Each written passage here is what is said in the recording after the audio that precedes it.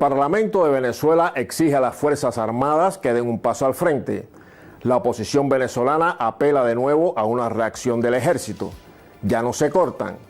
Los medios corporativos legitiman de manera abierta un golpe de Estado contra Nicolás Maduro, igual que hicieron en abril de 2002 contra Hugo Chávez.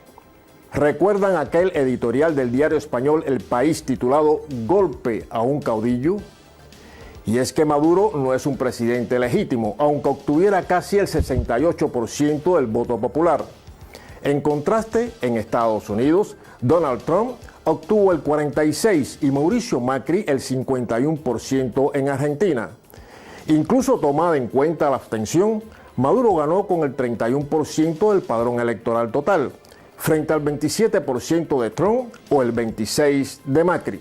Maduro es un dictador, nos repiten analistas y articulistas en diarios y televisiones, y lo dicen hasta los cantantes. Miguel Bosé recibe el apoyo de su madre y arremete contra Maduro, titulaba El País. Y las opiniones de artistas, activistas, analistas con posiciones de izquierdas, borradas, censuradas, no existen.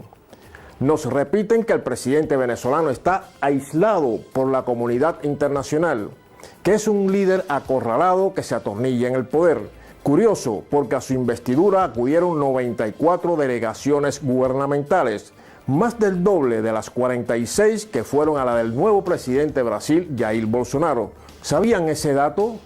Nos vamos a Puerto Rico. Allí era asesinado el cantante rapero Kevin Fred en un crimen homófobo. En junio había sido víctima de otra agresión en Miami.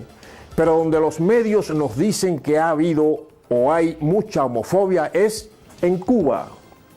Dos de los testigos principales de la trama de corrupción de la constructora brasileña Odebrecht en Colombia, así como el hijo de uno de ellos, morían en extrañas circunstancias.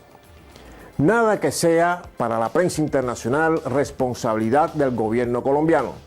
Tampoco muestra de la descomposición de un Estado corrupto.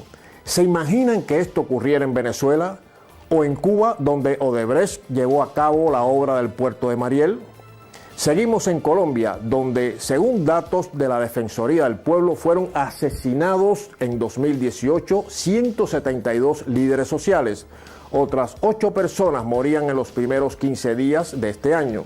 ¿Dónde están los reportajes, artículos de opinión, editoriales en la prensa europea, por ejemplo? Pero, ¿verdad que cambiaría el cuento si esto ocurriera en Cuba o Venezuela? ¿Sabían que en 19 estados de los Estados Unidos está permitido por ley el castigo corporal en las escuelas? En el año escolar 2013-2014, último del que se dispone datos, lo sufrieron 106,000 menores. Si esto ocurriera en Cuba, no nos cansaríamos de leer reportajes contra su sistema educativo, calificado, por cierto, como el mejor de la región en los informes de la UNESCO y del Banco Mundial. 10 personas muertas y más de 4,000 detenciones durante las protestas de los llamados chalecos amarillos en Francia. ¿Han leído en la prensa editoriales que condenan la represión o piden la dimisión del presidente Emmanuel Macron? Pues lo seguimos leyendo meses o años después de las protestas opositoras en Venezuela y Nicaragua. Llegó a los informativos de varias televisiones españolas como una historia humana, la de María Ángeles Rosado, una agricultora de un pequeño pueblo de Castilla sin escuela ni pediatra y con médico solo 1 hora por semana. ¿Sabían que en un país con muchos menos recursos como Cuba hay cerca de 200 escuelas rurales de montaña con un solo alumno o alumna?